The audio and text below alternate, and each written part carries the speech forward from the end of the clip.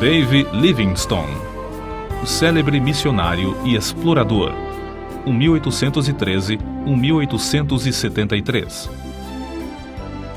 Certo comerciante, ao visitar a abadia de Westminster, em Londres, onde se acham sepultados os reis e vultos eminentes da Inglaterra, inquiriu qual túmulo, excluindo o do soldado desconhecido, era o mais visitado.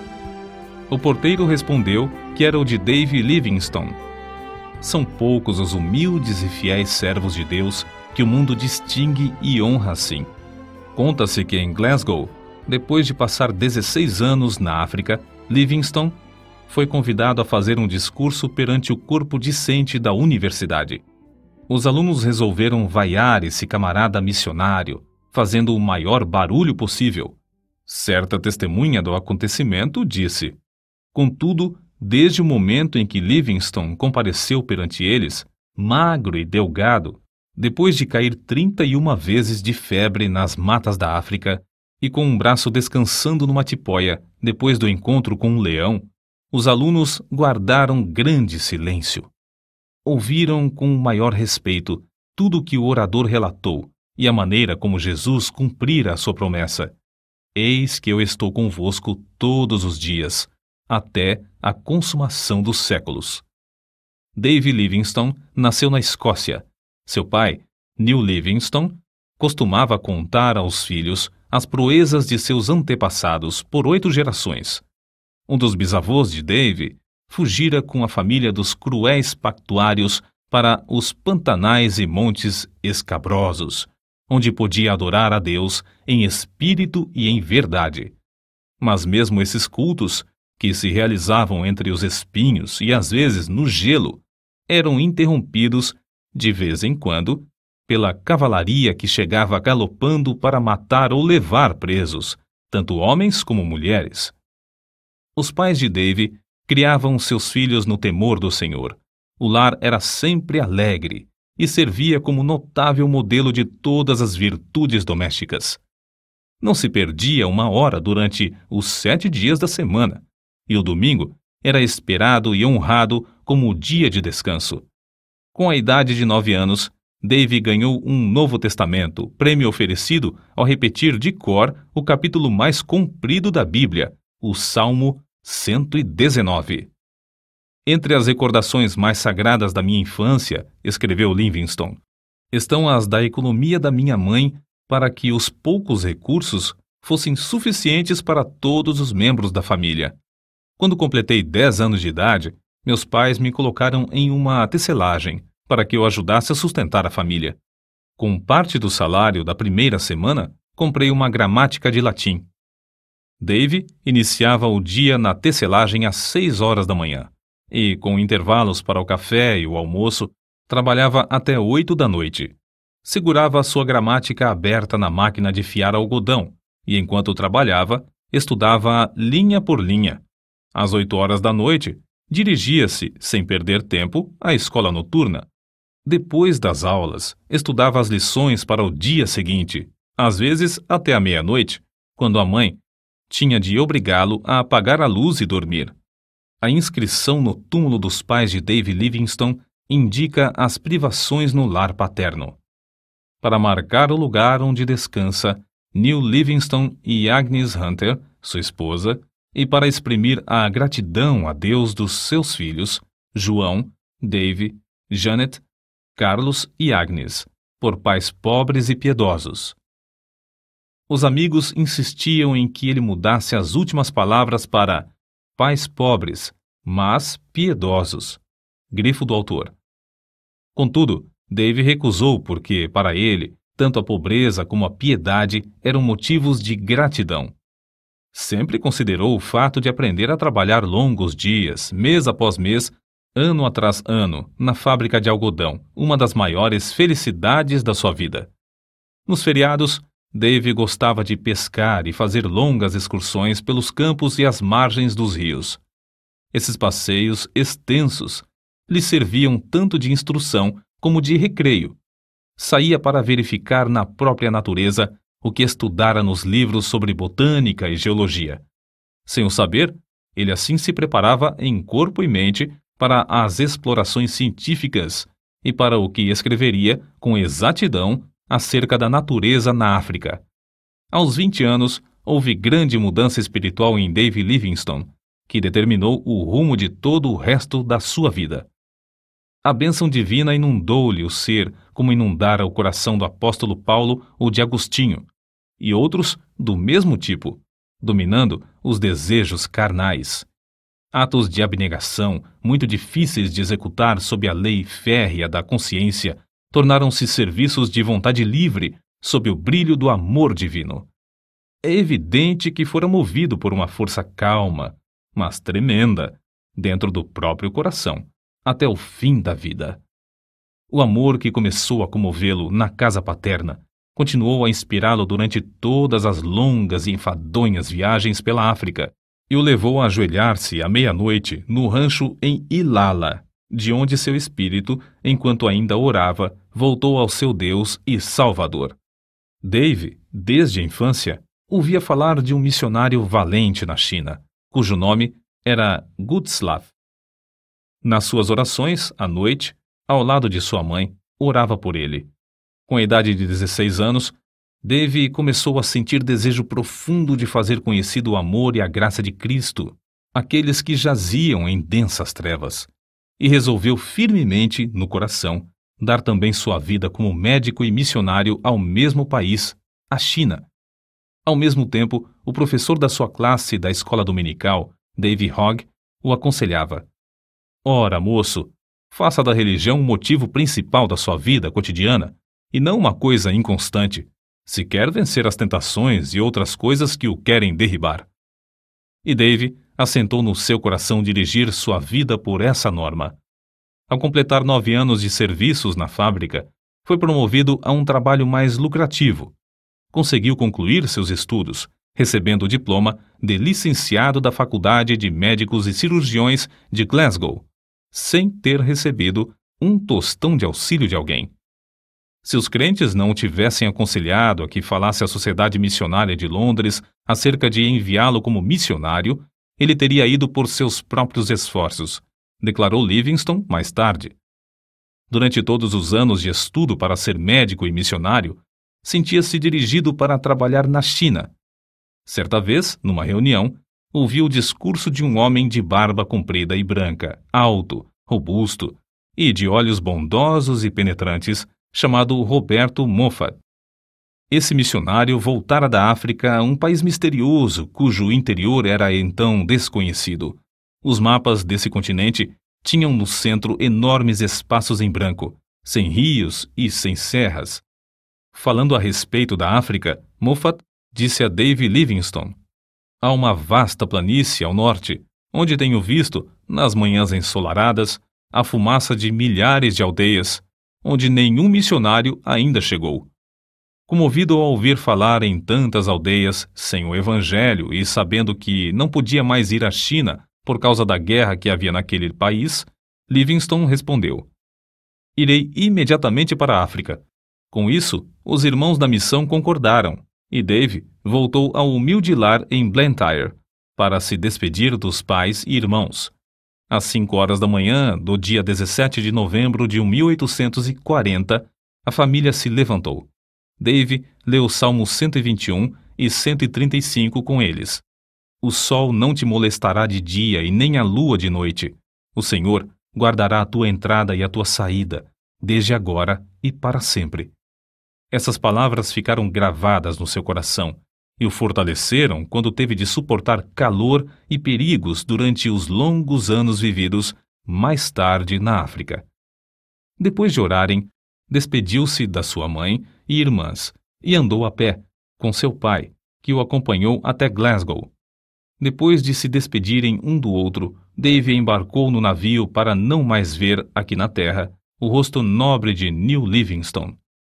A viagem de Glasgow ao Rio de Janeiro e, por fim, à cidade do Cabo, na África, durou 3 meses. Mas Dave não desperdiçou seu tempo.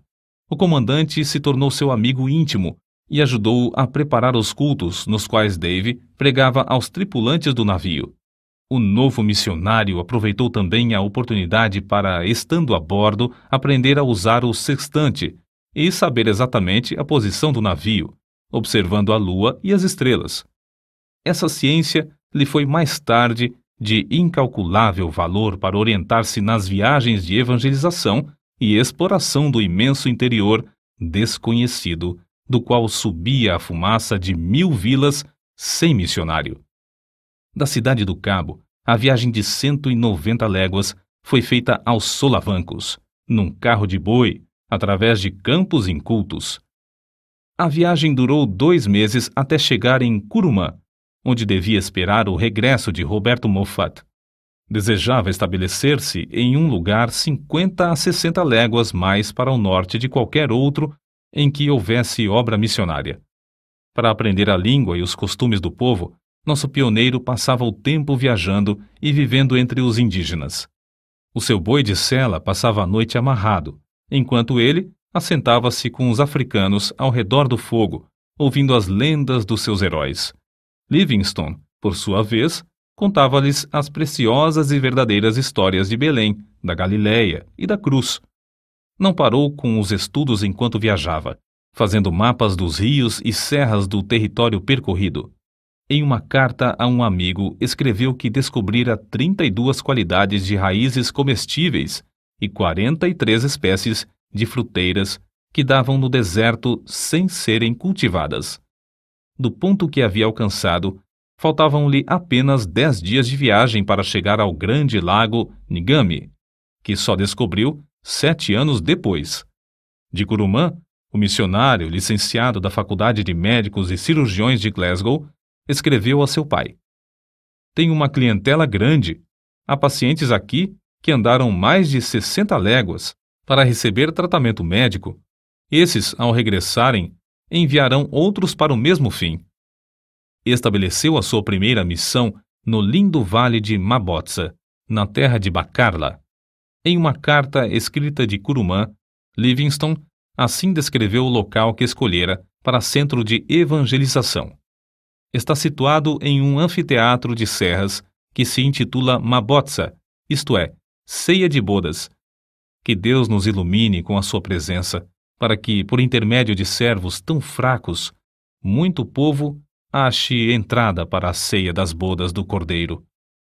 Foi em Mabotsa que teve o histórico encontro com um leão. Acerca disso, escreveu Dave: "Ele saltou e me alcançou o ombro. Ambos fomos ao chão. Rosnando horrivelmente perto do meu ouvido, sacudiu-me como um cão faz a um gato. Os abalos que me deu o animal produziram-me um entorpecimento igual ao que deve sentir um rato depois da primeira sacudidela que lhe dá o gato. Atacou-me uma espécie de adormecimento em que não senti dor nem sensação de temor. Contudo, antes de a fera ter tempo de matar, deixou-o para atacar outro homem, que, de lança na mão, entrara na luta. O ombro dilacerado de Livingstone nunca sarou completamente. Ele nunca mais pôde apontar um rifle ou levar a mão à cabeça sem sentir dores. Foi na casa de Roberto Moffat, em Curumã, que chegou a conhecer Maria, a filha mais velha desse missionário. Depois de abrir a missão em Mabotsa, os dois se casaram. 6 filhos foram fruto desse enlace. Depois de Livingstone se casar, a escola dominical em Mabotsa transformou-se em escola diária e tinha como professora a esposa do missionário. Shelley, o chefe da tribo, tornou-se grande estudante da Bíblia, mas queria converter todo o seu povo à força de litupa, isto é, chicote de couro de rinoceronte. Shelley iniciou o culto doméstico em casa e o próprio Livingstone admirou-se da sua maneira simples e inata de orar. Era costume de Livingstone começar o dia com um culto doméstico, e não é de admirar que o chefe o adotasse também. Livingstone foi obrigado a mudar-se para Shonuane, 10 léguas distante, e mais tarde, por falta de água, ele e todo o povo foram para Kolobeng. Foi nesse último lugar que o chefe da tribo construiu uma casa para os cultos e Livingstone, com grande sacrifício de dinheiro e labor, edificou a sua terceira residência. Nessa casa morou 5 anos para nunca mais conseguir se fixar em qualquer lugar na terra. Acerca do trabalho nesse lugar, assim se expressou: Aqui temos um campo muitíssimo difícil de cultivar. Se não confiássemos que o Espírito Santo opera em nós, desistiríamos em desespero. Através do deserto de Kalahari, chegavam boatos de um grande lago e de um lugar chamado Fumaça Barulhenta, o que ele julgava ser uma grande cachoeira. As secas o oprimiam tanto em Kolobeng que Livingstone resolveu fazer uma viagem de exploração a fim de achar um lugar mais ideal para estabelecer a sua missão. Assim, em 1º de junho de 1849, com o chefe da tribo, seus guerreiros, 3 brancos e sua família, saíram para atravessar o grande deserto de Kalahari. O guia do grupo, o Homotobi, conhecia o segredo de subsistir no deserto, cavando com as mãos e chupando a água debaixo da areia por meio de um canudo. Depois de viajarem muitos dias, chegaram ao rio Zouga. Ao inquirir os indígenas, estes o informaram de que o rio tinha nascente em uma terra de rios e florestas. Livingstone ficou convicto de que o interior da África não era um grande deserto como o mundo de então supunha, e o seu coração ardia com o desejo de achar uma via fluvial. Assim, outros missionários poderiam ir para o interior do continente com a mensagem de Cristo. A perspectiva, escreveu ele, de achar um rio que dê entrada a uma vasta, populosa e desconhecida região aumentou constantemente desde então. Aumentou tanto que, quando por fim chegamos ao Grande Lago, esse importante descobrimento em si mesmo parecia de pouca monta. Foi em 1º de agosto de 1849 que o grupo atingiu o Lago Ngami. Tão grande é esse lago que, de uma margem, não se avista a margem oposta. Sofreram longos dias de cruciante sede sem obter uma gota d'água, mas venceram todas as dificuldades. O curioso é que descobriram o Ngami enquanto outros exploradores mais bem equipados, mas menos persistentes, haviam falhado. As notícias do descobrimento foram comunicadas à Royal Geographical Society, o que lhe votou numa bela recompensa de 25 guinéus, por ter descoberto uma importante terra, um importante rio e um grande lago. O grupo teve de voltar a Kolobeng. Depois de alguns meses, porém, iniciou novamente viagem para o Lago Ngami.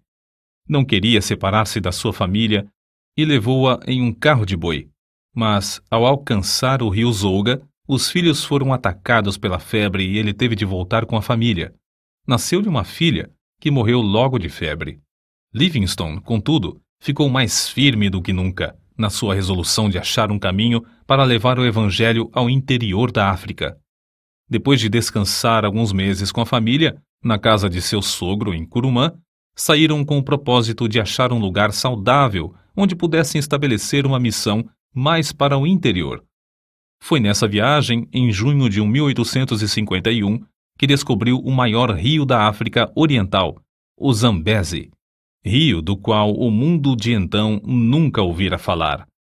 No seguinte trecho que Livingstone escreveu, descobre-se algo do que tinham de sofrer nessas viagens. Um dos assistentes desperdiçou a água que levávamos no carro e, à tarde, tínhamos apenas um restinho para as crianças. Passamos a noite angustiados e, na manhã seguinte, quanto menos havia de água, tanto mais aumentava a sede das crianças. O pensamento de elas perecerem diante de nossos olhos nos perturbava. Na tarde do 5º dia, sentimos grande alívio quando um dos homens voltou trazendo tanto desse líquido como jamais antes havíamos pensado. Livingstone, convicto de que era a vontade de Deus que saísse para estabelecer outro centro de evangelização, e com indômita fé de que o Senhor supriria todo o necessário para cumprir a sua vontade, avançava sem vacilar. Depois de descobrir o rio Zambezi, Livingstone veio a saber que os lugares saudáveis eram sujeitos a serem saqueados em qualquer tempo por outras tribos. Só nos lugares infestados de doença e febre é que se achavam tribos específicas. Resolveu, portanto, enviar a esposa para descansar na Inglaterra enquanto ele continuava as suas explorações, a fim de estabelecer um centro para a obra de evangelização. via-se forçado a estabelecer tal centro porque os boeres holandeses invadiam o território e, além de roubar as terras e o gado dos indígenas, punham em prática um regime da mais vil escravatura. Livingstone enviou crentes fiéis para evangelizar os povos em redor, mas os boeres acabaram com essa obra, matando muitos dos indígenas e destruindo todos os bens que o missionário possuía em Colobeng. Diante desse quadro, o obreiro levou sua família para a cidade do Cabo, de onde seus queridos embarcaram em um navio para a Inglaterra. Nesse tempo, quando Deus suprira todo o necessário para que a família voltasse à terra natal, declarou: Ó amor divino, eu não te amo com a força, a profundidade e o ardor que convém. A separação da família causou-lhe profunda mágoa, mas dirigiu o rosto heroicamente de novo a socorrer as infelizes tribos do interior da África. Havia 3 motivos que o aconselhavam a fazer uma viagem de exploração. Primeiro, queria achar um lugar para residir com a família entre os Barotses e evangelizá-los. Segundo, a comunicação entre o território dos Barotses e a cidade do Cabo era muito demorada e difícil, e ele queria descobrir um caminho para um porto mais próximo. Terceiro, queria fazer todo o possível para influenciar as autoridades contra o horrendo tráfico de escravos. Foi nessa época da sua vida que Livingstone, por suas proezas, tornou-se conhecido no mundo inteiro. No seu ardor, desejando que Deus lhe poupasse a vida e o usasse em abrir o continente para a entrada do Evangelho, orou assim: Ó Jesus, rogo que me enchas agora com o teu amor, e me aceites e me uses um pouco para a tua glória. Até agora não fiz nada para ti, mas quero fazer algo. Ó, eu te imploro que me aceites e me uses, e que seja tua toda a glória. Escreveu mais ainda: Não valeria coisa alguma o que possuo ou o que possuirei, a não ser em relação ao reino de Cristo. Se alguma coisa que tenho pode servir para o teu reino, dar-lhe-ei a ele, a quem devo tudo neste mundo e durante a eternidade. Livingstone atravessou ida e volta o continente africano desde a foz do Zambeze a São Paulo de Luanda. Façanha esta realizada pela primeira vez por um branco.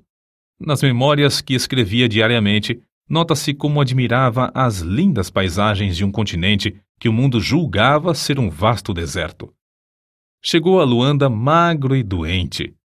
Apesar da insistência do cônsul britânico para que regressasse à Inglaterra, a fim de recuperar a saúde abalada, ele voltou a Zambeze por outro caminho, a fim de levar seus fiéis companheiros até em casa, conforme lhes prometera antes de iniciarem a viagem. Nessa viagem, Livingstone descobriu as magníficas cataratas de Vitória, nome que ele deu às grandes quedas em homenagem à rainha da Inglaterra. Nesse lugar, o rio Zambeze tem a largura de mais de 1 quilômetro. Ali, as águas desse grande rio se precipitam espetacularmente de uma altura de 100 metros. Livingstone continuou a pregar o evangelho constantemente, às vezes a auditórios de mais de 1000 indígenas. Antes de tudo, esforçava-se para ganhar a estima das tribos hostis, por onde passava, por sua conduta cristã, em grande contraste com a dos mercadores de escravos. Sozinho, com seus fiéis macololos, caiu 31 vezes de febre nos matagais, durante um período de 7 meses. Mas não era tanto o sofrimento físico. Suas cartas revelam a sua angústia de espírito ao ver os horrores do povo africano massacrado e arrebentado dos seus lares, conduzido como gado para ser vendido no mercado. De um lugar alto onde subiu, contou 17 aldeias em chamas, incendiadas por esses nefandos mercadores e seres humanos. Prometera à sua esposa reunir-se com a família depois de 2 anos. Mas passaram-se 4 anos e meio antes que ela recebesse qualquer notícia dele. Por fim, após uma ausência de 17 anos da pátria, regressou à Inglaterra. Voltou à civilização e à sua família como quem volta da morte. Antes de desembarcar, soube que seu querido pai falecera. Em toda a história de Livingstone, não se conta um acontecimento mais comovente do que o seu reencontro com a esposa e filhos. Na Inglaterra, foi aclamado e honrado como heróico descobridor e grande benfeitor da humanidade. Os diários publicavam os seus atos de bravura. As multidões afluíam para ouvi-lo contar a sua história, como relata este trecho de sua biografia. O Dr. Livingstone era muito humilde. Temia passear nas ruas, receando ser atropelado pelas massas.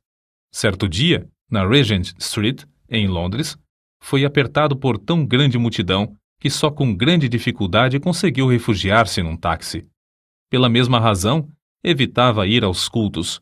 Certa vez, desejoso de assistir ao culto, meu pai persuadiu-o a ocupar um assento debaixo da galeria, em um lugar não visível ao auditório. Mas foi descoberto e o povo passou por cima dos bancos para cercá-lo e apertar-lhe a mão.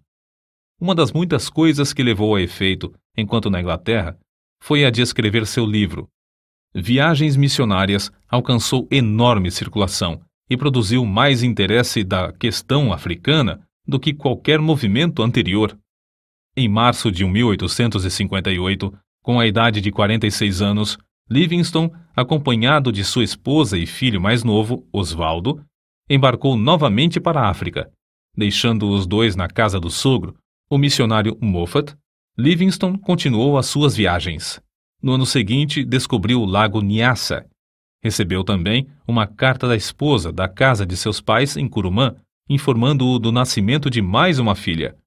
A menina já estava há quase um ano no mundo quando o pai soube do seu nascimento.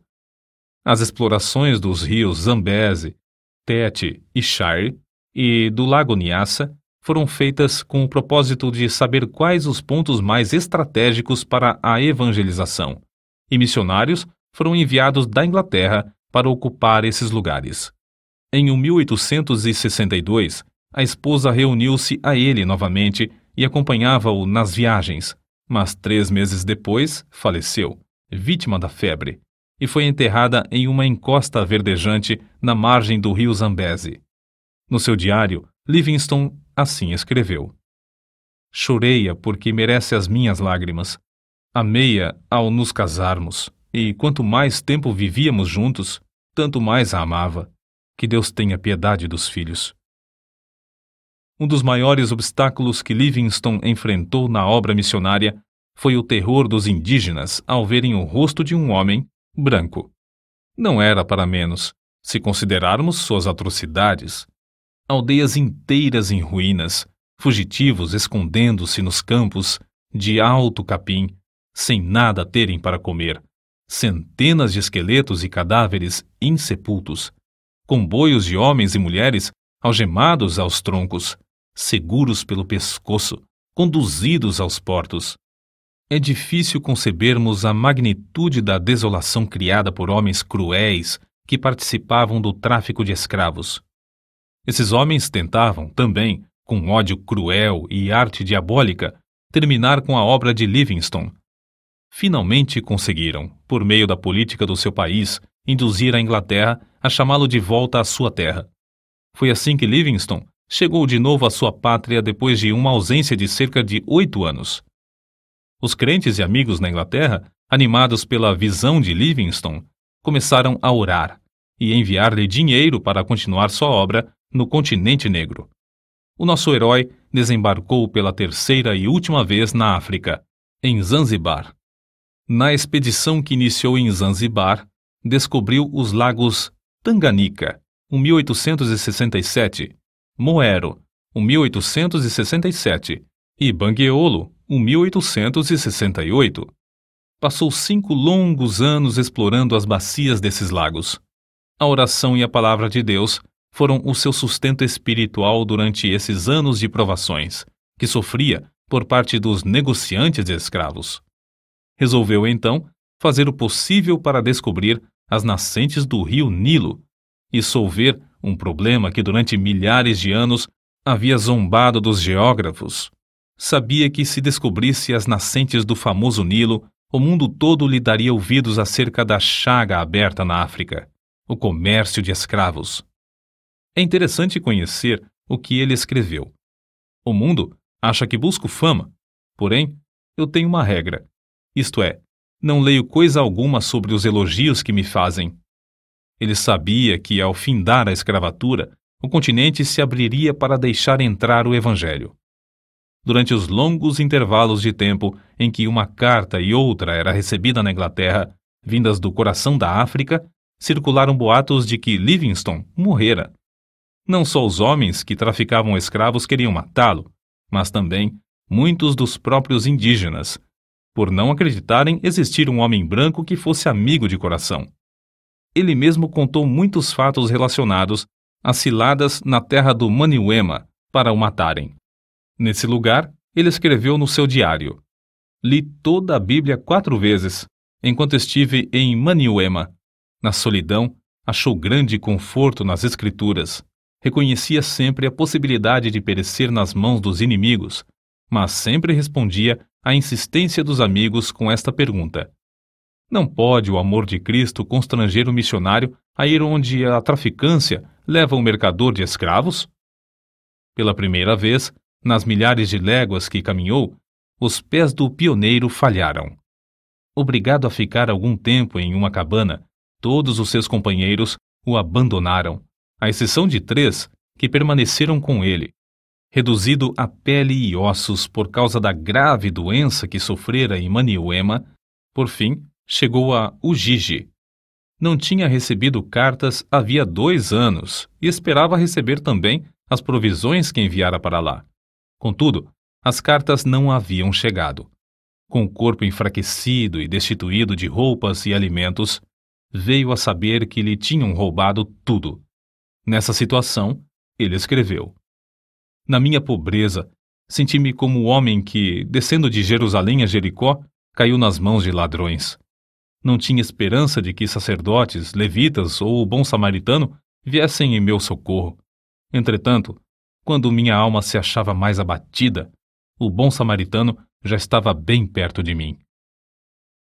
O bom samaritano era Henrique Stanley, enviado pelo New York Herald devido à insistência de muitos milhares de leitores desse jornal, pois queriam saber ao certo se Livingstone ainda vivia, ou, no caso de ter morrido, para trazer seu corpo.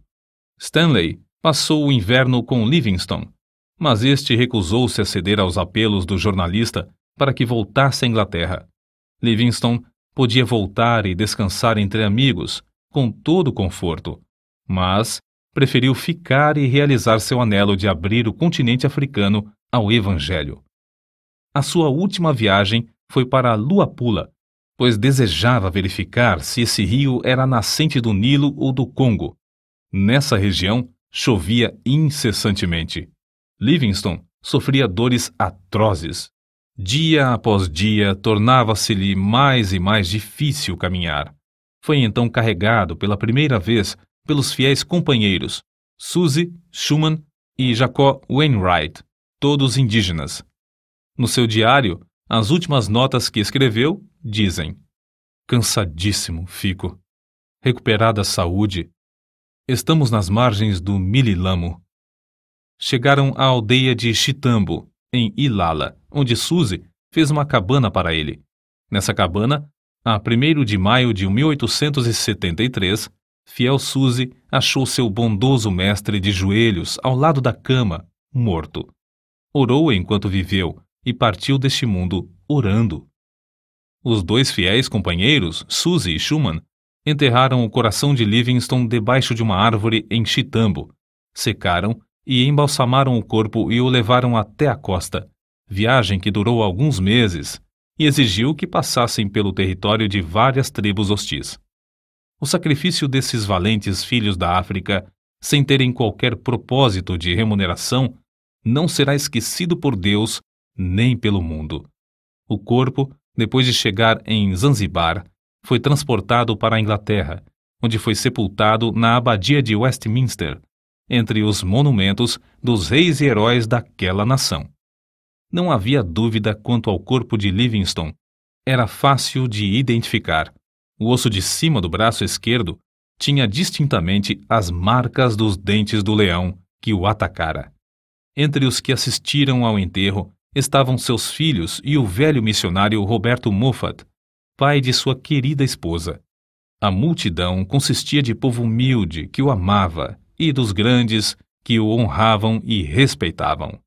Conta-se que, entre as multidões que permaneciam nas calçadas das ruas de Londres no dia em que o cortejo acompanhava o corpo de David Livingstone, havia um velho chorando amargamente. Ao lhe perguntarem por que chorava, respondeu: "É porque Davizinho e eu nascemos na mesma aldeia, cursamos o mesmo colégio, assistimos à mesma escola dominical e trabalhávamos na mesma máquina de fiar. Mas Davizinho foi por aquele caminho e eu por este. Agora, ele é honrado pela nação, enquanto eu sou desprezado, desconhecido e desonrado. O único futuro para mim é o enterro de beberrão." Grifo do autor. Não é somente o ambiente, mas as escolhas feitas na mocidade são o que determinam o destino de alguém. Não só aqui no mundo, mas para toda a eternidade. Quando Livingstone falou aos alunos da Universidade de Cambridge, em 1857, disse: "Por minha parte, nunca cesso de me regozijar por Deus ter me apontado para tal ofício. O povo fala do sacrifício de eu passar tão grande parte da vida na África. Será sacrifício pagar uma pequena parte da dívida dessa dívida que nunca poderemos liquidar do que devemos ao nosso Deus? É sacrifício aquilo que traz a bendita recompensa de saúde, o conhecimento de praticar o bem, a paz de espírito e a viva esperança de um glorioso destino? Longe esteja tal ideia. Digo com ênfase: não é sacrifício. Nunca fiz sacrifício. Não devemos falar dos nossos sacrifícios ao nos lembrarmos do grande sacrifício que fez aquele que desceu do trono de seu Pai, nas alturas, para se entregar por nós. Se Livingstone não tivesse adoecido, teria descoberto as nascentes do Nilo. Durante os 30 anos que passou na África, nunca se esqueceu do seu alvo principal, que era levar Cristo aos povos desse obscuro continente. Todas as viagens que realizou foram viagens missionárias. Gravadas no seu túmulo podem ser lidas estas palavras: "O coração de Livingstone jaz na África. Seu corpo descansa na Inglaterra, mas sua influência continua." Gravados para sempre na história da Igreja de Cristo estão os grandes êxitos obtidos na África por Livingstone durante um período de mais de 75 anos depois de sua morte. Êxitos inspirados, em grande parte, pelas orações e persistência desse eminente servo de Deus, que foi fiel até a morte.